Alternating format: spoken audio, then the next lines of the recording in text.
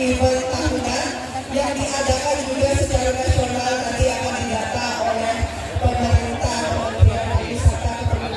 Kementerian Pariwisata dan Ekonomi Kreatif ya. Jadi nanti akan terdata dan tiap tahun juga akan dilaksanakan terus-menerus.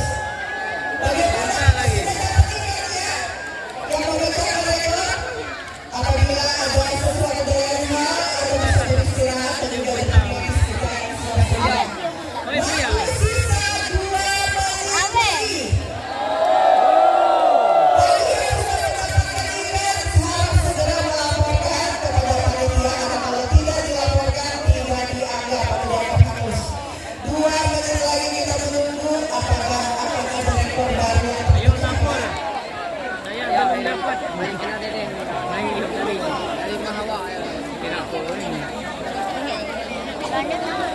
Kaya sering naman pakai ringgit kan nih.